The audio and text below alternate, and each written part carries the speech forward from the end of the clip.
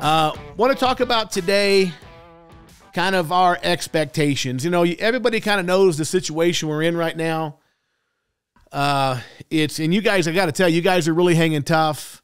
You guys are, out there still swinging and getting things done, making things happen, despite the fact we're kind of turning the corner into the shoulder season. And so we all know that to get through these tough times, the shoulder season, it's the toughest time of the year between now and the end of December, that it's going to take a lot more effort. Like it's going to take 2 or 3 times the amount of effort to do what we might do in the summer with a fraction of the effort.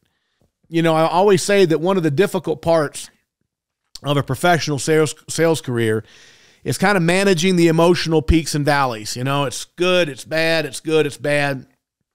And when it gets down, when it gets slow, and people aren't as quick to make decisions, sometimes we can start, questioning our own ability. We start second guessing ourselves. And I think it's really, really, really important that we don't second guess ourselves. And if I'm not having the same level of performance when it's 65 degrees than I was when it was 90, like that temperature might have something to do with it.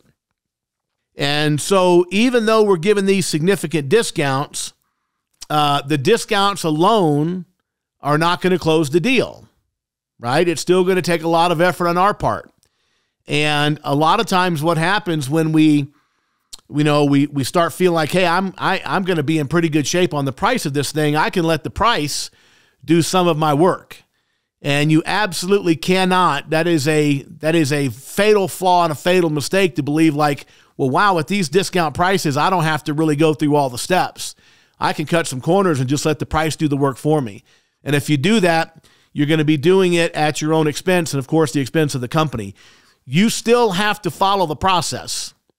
You still have to have the conversations with your homeowners about whether or not price is more important than the right contractor and proper sizing. We still have to do the intention statement. Any reason you couldn't let me know today whether or not we're a good fit for you and your family, and knows a perfectly acceptable answer.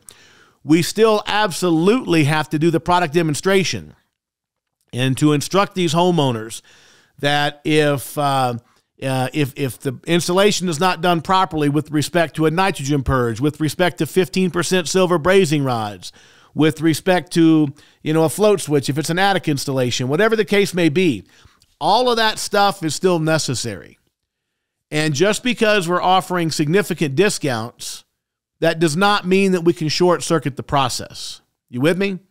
Like, we have to stay focused on the fundamentals. The core fundamentals of the process. Number 1, of course, building the relationship. Number 2, a thorough investigation, right? Inspecting the ductwork. You guys have your ductulators. All you got to do, it's better if you use a flow hood, but whether you use a flow hood or just, stick your head up in the attic and count the number of 6-inch runs and the number of 8-inch runs, and you can calculate airflow, the amount of airflow, in a matter of a couple of minutes. And that will lead to all kinds of opportunities, right? Certainly, even if it's proper sizing, there's massive duct leaks. 40%, according to the EPA, not according to me, according to the EPA, 40% of the efficiency of heating and cooling systems are lost in ductwork. My point is, we have to still do the basics. We got to build the relationship. We got to do the investigation. We have to do the intention statement. We have to do the Consumer Reports Department of Energy. We have to do the product demonstration. We have to have the conversation about 3 bids. We have to have the conversation about how much it costs to be in that 10% of proper installations. And that we have to guarantee to these people we're going to put them in that 10%. But it costs money to be in that 10%. It doesn't come cheap.